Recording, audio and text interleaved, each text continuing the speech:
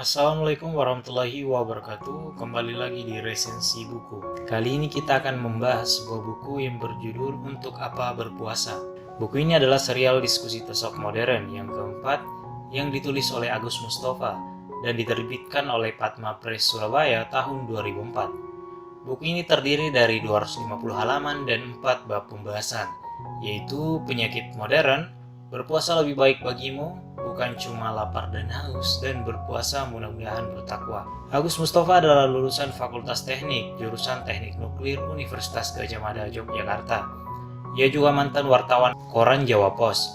Tipikal pemikiran yang unik pada dirinya yang disebut sebagai tasawuf modern merupakan perpaduan antara ilmu tasawuf dan sains. Menurut saya ini adalah salah satu bentuk tafsir kekinian untuk memahami Al-Quran. Buku ini memberikan kita 3 hal yang menarik mengenai puasa. Yang pertama, sabda Rasulullah SAW bahwa banyak di antara kita yang berpuasa secara sia-sia. Kedua, sesungguhnya berpuasa adalah lebih baik daripada tidak berpuasa jika kita mengetahui. Ketiga, puasa adalah sebentuk ibadah yang bisa mengubah kualitas jiwa seorang muslim dari beriman menjadi bertakwa hanya dalam waktu sebulan. Tentunya poin di atas masih perlu penjelasan utuh agar penjelasan tersebut mengantarkan kita pada pemahaman yang lebih holistik. Berikut penjelasannya. Penyakit modern. Kehidupan modern identik dengan kehidupan maju dan menjanjikan berbagai fasilitas kenyamanan hidup, mulai makanan, minuman, pakaian, transportasi, komunikasi, sampai dunia hiburan. Wajah alamiah lingkungan kita telah berubah menjadi semakin sintesis dan instan. Dan lebih jauh lagi, kemajuan peradaban juga telah semakin menjauhkan sosok manusia dari fitrahnya sendiri sebagai makhluk spiritual. Seringkali agama justru dianggap sebagai belenggu dan beban dalam kehidupan manusia, sehingga beragama telah berubah menjadi sekedar formalitas dan ritual belaka, atau bahkan banyak yang mulai menanggalkannya dari keseharian hidupnya, meskipun KTP-nya masih menunjukkan bahwa ia beragama. Maka apakah yang seharusnya kita lakukan? Kuncinya agaknya cuma satu, yaitu kembali kepada keseimbangan penciptaan kita sebagai manusia yang ditugasi menjadi Khalifatul fil ard, manajer planet bumi yang bijaksana, di mana petunjuk pelaksanaan ada di dalam firman-firman Allah Subhanahu wa taala di dalam Al-Qur'an Al-Karim. Berpuasa lebih baik bagimu. Baik manakah berpuasa atau tidak berpuasa? Secara garis besar ada 3 macam jawaban. Pertama, lebih baik tidak berpuasa. Kedua, ragu-ragu. Ketiga, mereka yang merasa yakin bahwa berpuasa memiliki manfaat yang jauh lebih besar dibandingkan tidak berpuasa. Yang terakhir bersandar pada Quran Surah Al-Baqarah ayat 184. Dan berpuasa lebih baik bagimu jika kamu mengetahui. Badan memiliki 3 tahapan dalam memproses makanan yang masuk ke tubuh, yaitu mencerna pada siang hari, menyerap dan metabolisme pada malam hari, dan akhirnya membuang sampah hasil metabolisme pada pagi hari.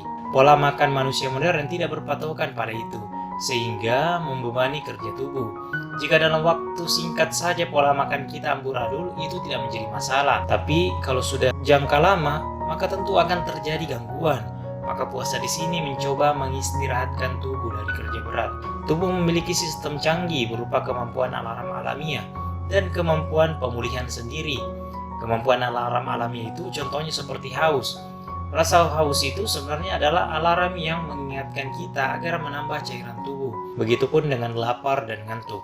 Menurut penelitian J. Kalbert dan Reisenstein dari Finlandia, tubuh kita memiliki kemampuan untuk menyembuhkan diri sendiri, alias memulihkan kondisi menuju pada keseimbangan alamiahnya, asalkan diberi kesempatan. Masalahnya, kita sering menolak memberikan kesempatan untuk tubuh melakukan pemulihan. Contohnya, ketika kita mengantuk, otomatis kita minum kopi untuk melawannya saat pekerjaan di kantor menumpuk. Dengan berpuasa, kita memberikan kesempatan tubuh melakukan pemulihan. Ada 3 proses yang terjadi saat kita berpuasa. Pertama, proses detoksifikasi alias penggelontoran racun-racun sisa metabolisme.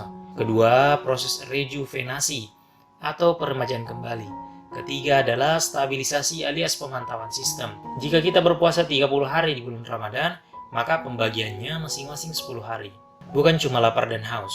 Puasa bukan cuma menahan lapar dan menahan haus. Puasa juga berbeda dengan diet.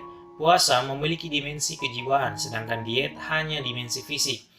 Dalam berbagai penelitian tentang puasa, disepakati bahwa puasa adalah aktivitas yang melibatkan dimensi fisik, jiwa, dan spiritual. Atau dalam bahasa yang lebih sederhana, puasa bersifat lahir dan batin. Sehat bukan hanya sekedar sehat fisik, Menurut Undang-Undang Kesehatan Nomor 36 Tahun 2009, sehat adalah keadaan sehat fisik, mental, sosial, dan spiritual yang membuat seseorang produktif dan bernilai ekonomis. Dengan puasa, kita bisa menjadi sehat. Kebanyakan dari kita menjadikan lapar dan dahaga sebagai cara untuk mencapai tujuan puasa. Dalam konteks inilah kritik Rasulullah SAW tentang orang yang hanya mendapat lapar dan dahaga dalam berpuasa harus kita pahami. Karena kecenderungan kita dalam beragama ini terjebak menjadikan tata cara sebagai tujuan, baik salat, haji, zakat, maupun puasa. Berpuasa mudah-mudahan bertakwa. Proses keagamaan kita sebenarnya bakal menapaki 3 tingkatan kualitas. Tingkatan pertama adalah beriman atau keyakinan. Tingkatan kedua bertakwa atau amalan. Dan ketiga adalah berislam atau berserah diri. Sesuai firman Allah, hai orang-orang yang beriman, bertakwalah kepada Allah sebenar-benarnya takwa kepadanya. Dan janganlah sekali-kali kamu mati melainkan dalam keadaan beragama Islam atau berserah diri. Quran Surat Ali Imran ayat 102. Puasa adalah tata cara ibadah yang bertujuan untuk menjadikan pelakunya sebagai orang yang bertakwa, yaitu tingkatan kedua di dalam proses beragama. Hal ini disebutkan Allah SWT di dalam firman-Nya berikut. Hai orang-orang yang beriman, dijadikan atas kamu berpuasa sebagaimana diwajibkan orang-orang sebelum kamu agar kamu bertakwa. Quran Surat Al-Baqarah ayat 183. Bertakwa adalah kemampuan mengontrol diri dari perbuatan-perbuatan yang merugikan. Secara umum ada 4 hal yang perlu dikontrol dalam kehidupan kita. Pertama, kontrol fisik yang meliputi 2 hal, yaitu diri sendiri untuk sehat dan kontrol lingkungan agar hidup nyaman. Kedua, kontrol psikis agar tidak menyebabkan penyakit hati seperti pemarah, pendendam, iri dengki, dan lainnya. Ketiga, kontrol sosial yang memerlukan hubungan sosial. Keempat, kontrol spiritual. Kualitas hidup tertinggi seorang manusia adalah dalam kadarnya sebagai makhluk spiritual, bukan makhluk individual atau makhluk sosial. Parameter untuk mengukur keberhasilan puasa adalah pertama, badan lebih sehat. Kedua, emosi lebih rendah. 3, pikiran lebih jernih. 4, sikap lebih bijaksana.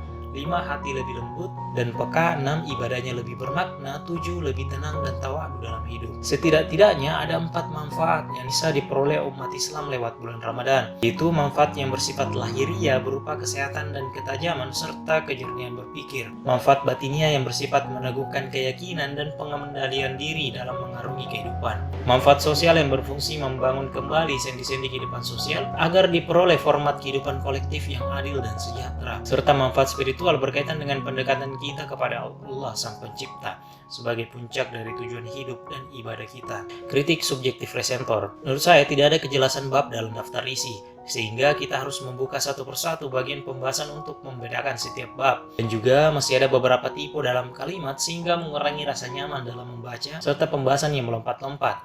Misalnya, pembahasan sisi medis atau kesehatan terhadap puasa yang seharusnya sudah selesai pada awal bab tetapi muncul lagi pada akhir bab. Mungkin pembaca tidak cukup hanya membaca satu buku untuk memahami cara berpikir dan metode penulisan Agus Mustafa. Terutama saya ingin mengingatkan, untuk menerapkan isi dari buku ini khususnya dari sisi medis dan kesehatan, kita perlu rujukan buku lain dan juga jurnal ilmiah sebagai bahan pertimbangan untuk menguji kebenaran. Ada pertanyaan?